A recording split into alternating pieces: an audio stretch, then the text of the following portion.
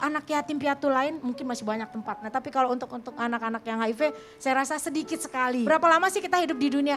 Kalau hanya mencari uang ya nggak ada habisnya. Tetapi kita capek ya membantu mereka, tapi capek itu akan hilang pada saat mereka sehat, tertawa-tertawa, berenang rame-rame. Aduh, umur saya jadi 17 tahun Mas.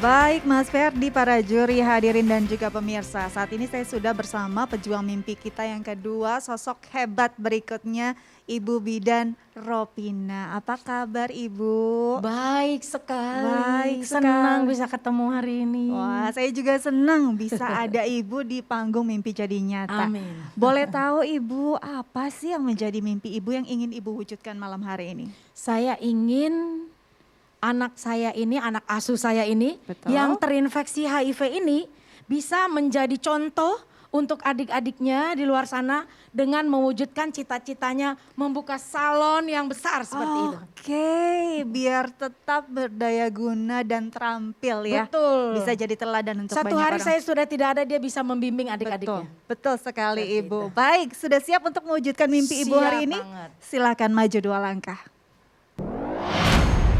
Terima kasih banyak Dika, dan kita berikan tepuk tangan untuk Bidan Vina, Ibu Ropina Tarigans. Awal ceritanya bagaimana dan mengapa akhirnya Ibu juga memfokuskan mendidik anak-anak dengan HIV AIDS? Anak-anak kami ini adalah anak-anak yang terinfeksi HIV. Dan anak-anak kami ini 90% adalah anak-anak yang yatim piatu.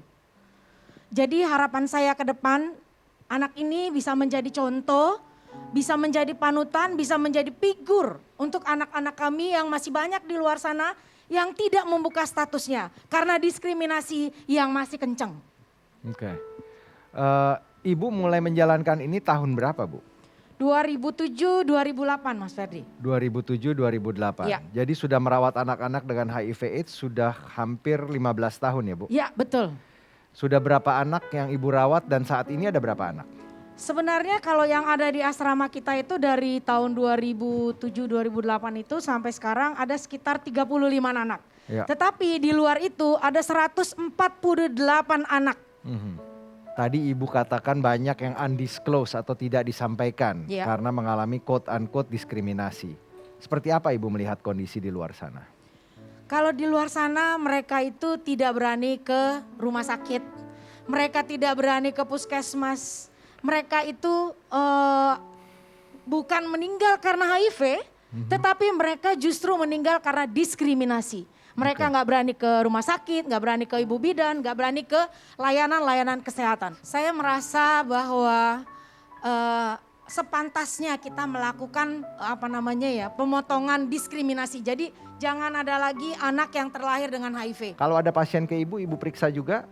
Pasti. Pasti ya? Jadi begini Mas Ferdi, sebenarnya ada program yang namanya PPIA. Kalau orang Bogor bilangnya PMTCT, Prevention Mother to Child Transmission ya. Kalau kita nggak boleh katanya pakai bahasa Inggris, jadi harus pakai bahasa Indonesia. Pencegahan penularan HIV dari ibu ke anaknya. Dengan program tadi sebenarnya ibu yang dengan HIV AIDS bisa melahirkan normal, bisa menyusui anaknya dengan syarat dia harus ARV pada saat kehamilannya. Seperti itu Mas Ferdi. Oke. Jadi kita harus membuang tuh hal-hal yang tadi tuh ya. Iya, Mitos-mitos itu enggak sebenarnya iya. Tapi dengan syarat ya di akhir kehamilannya dia kita periksa viral loadnya, kita periksa virusnya undetect, tidak terdeteksi. Jadi dia bisa melahirkan normal seperti Oke. itu. Jadi memang stigma ini tidak mudah ya kita hilangkan walaupun AIDS ini sudah ada hampir 40 tahun. Di 70-an akhir 80-an itu sudah ada HIV Ya. AIDS dan sampai sekarang masih menjadi stigma. Betul. Banyak orang yang takut berbincang langsung. Pandangan Ibu sendiri terhadap masyarakat yang masih memberikan stigma itu apa? Itu 15 tahun yang lalu itu saya rasakan bagaimana anak-anak kita ini ditolak seperti itu. Dia HIV, jangan sebelah sini, dia sebelah sana. Tutup pintunya, bikin pasang layarnya. Jadi benar-benar dipisahkan. Tapi sekarang saya berterima kasih banget ya. Banyak orang yang sudah melek terhadap HIV. Saya sebagai orang kesehatan, kalau itu berbahaya buat saya pasti tidak melakukan berdampingan sama mereka. Kami berenang bersama, berjalan-jalan bersama, makan bersama karena kami tinggal di gedung yang sama. Kita membutuhkan banyak ibu-ibu Vina nanti ke depannya untuk dapat mensosialisasikan dan juga menginformasikan apa yang Ibu sampaikan. Ibu tinggal satu rumah tadi ya, satu Ya. gedung. Jadi gimana Ibu tinggal di... Jadi di bawah itu klinik kita, Ya. kira-kira satu lantai itu 90 meter persegi, Oke. lantai 2 bimbingan belajar, Bu itu dapur kita, dan untuk anak-anak kita yang terinfeksi HIV itu free ya. Oke. Lantai 3 tempat asrama mereka, lantai 4 saya, udah seperti kandang burung. Jadi semuanya di satu tempat ya Bu ya? Karena kalau saya nggak di situ, saya rasa juga agak sulit. Ya. Jadi nanti paling nggak asisten-asisten ini mapan, seandainya saya kenapa-napa pun, mereka sudah bisa berdiri di kaki mereka sendiri. Itu harapan saya dan cita-cita saya untuk anak kesayangan saya yang satu ini. Boleh kita berikan tepuk tangan untuk Bidan Vina. Kita beri kesempatan kepada Ibu Olivia. Saya sangat kagum ya sama Ibu atas apa yang sudah Ibu lakukan melawan stigma masyarakat ya, di mana HIV AIDS itu memang sesuatu yang jujur kita sekarang, saya sendiri saya juga masih belum paham banget mengenai HIV AIDS ini gitu loh. Sebenarnya dari Ibu itu sendiri mengapa bisa sampai seperti ini gitu, selain melihat diskriminasi, apakah anak-anak tersebut ada memang ada hope atau seperti apa gitu loh. Maksudnya kita pikirkan mereka harus makan obat gitu ya Bu ya. Itu biaya obat dan segala macam itu bagaimana Bu? Awalnya saya juga ngeri-ngeri sedep sih awalnya, namanya orang HIV gitu kan, ada rasa jangan-jangan ntar saya ketularan, jangan-jangan ntar saya bersinggungan saya ketularan. Tapi karena ada satu teman saya, dia kebetulan guru besar di Atma Jaya, dia profesor, dia bilang, Vina, yang banyak melakukan diskriminasi adalah orang-orang kesehatan. Dalam hati saya, masa sih gitu ya? Ternyata benar, itu di 2007 itu.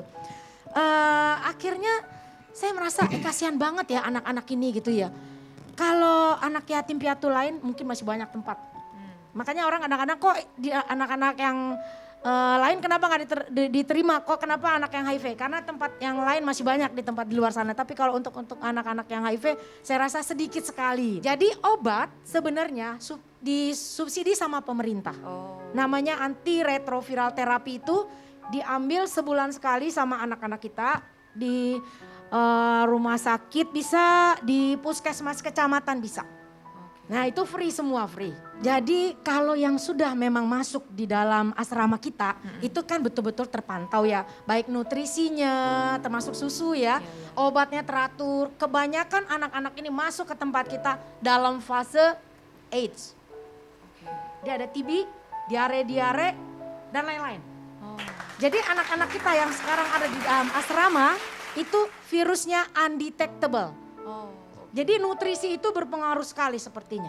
Luar biasa dengan apa Itu yang semua sudah Ibu karena perjuangkan. panggilan sepertinya.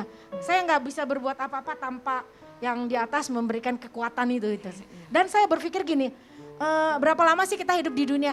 Kalau hanya mencari uang ya, nggak ada habisnya. Tetapi kita capek ya membantu mereka, tapi capek itu akan hilang pada saat mereka sehat, tertawa-tertawa, berenang rame-rame. Aduh, umur saya jadi 17 tahun Mas.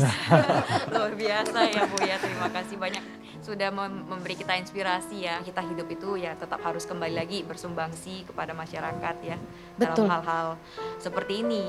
Iya, betul. Maksudnya kumpulan anak-anak yang terdiskriminasi karena kondisi yang sebenarnya mereka juga nggak mau. Siapa yang mau dilahirkan dengan Korban. kondisi seperti itu? Mereka gitu ya. korban, iya. Betul. Dari sekian banyak anak yang Bidan Vina telah rawat ya selama puluhan tahun. Ini anak berarti sangat spesial sekali sampai diperjuangkan mimpinya. Mengapa? Sebenarnya anak asuh saya ini sudah punya talent sepertinya ya. Dia udah punya impian, memang kalau kita ada pertemuan dia suka merias-rias temennya gitu loh. Jadi harapan saya dengan adanya misalnya salon yang bisa merias rambut, muka, nanti teman-temannya yang lain mudah-mudahan mengikuti jejaknya gitu. Anak atau sosok anak asuh ibu ini seperti apa? Apakah bagaimana akhirnya sampai ada di tempat ibu, ketemu di mana dan lain sebagainya? Jadi gini, ayahnya ini dulu pengguna jarum suntik, penasun bilangnya ya. Kebetulan temennya yang bergantian itu memang udah terinfeksi HIV gitu. Akhirnya mereka bersama, akhirnya dia menularkan ke istrinya. Istrinya menularkan ke anaknya. Umur anak ini kira-kira sekitar 2 tahun atau 3 tahun gitu ya. Ayahnya meninggal karena kondisinya udah jelek ya. Di fase AIDS ya seperti itu. Bertemu di mana jadi ibu? Nah, ada satu orang teman bilang, Bidan Vina, itu di depan tempat ibu ada yang anak yang terinfeksi HIV. Masa sih? Saya nanganin kemana-mana, lari sini, lari sana, kok di depan mata nggak ketahuan malah. gitu kan? Oke baik, nanti pulang dari sini saya akan ke sana gitu. Saya ke sana, lagi rame orang di situ, saya peluk gitu. Orang pada bingung. Sudah ketemu begitu, saya bilang gimana nih sekolahnya?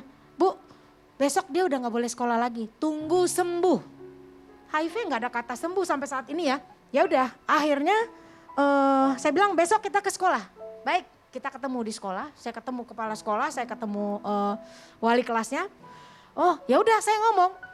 Saya peluk di depan anak-anak lagi baris hari Senin upacara kan. Nah, itulah anak kita yang sekarang. Jadi di sekolah pun saya sudah buka statusnya, gurunya justru yang sayang sama mereka. Luar biasa, kita berikan tepuk tangan untuk Bidan Vina. Dari sekolah dasar, anak didik tersebut sudah tinggal bersama ibu dan sekarang sudah hampir lulus SMK. Ya. Kita panggilkan saja Adik.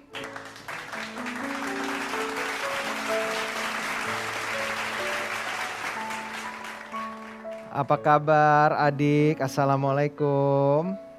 Waalaikumsalam, baik. Sudah berapa lama jadi dari SD, waktu itu umur berapa waktu ketemu Bidan Vina? Sekitar kelas 5 ya?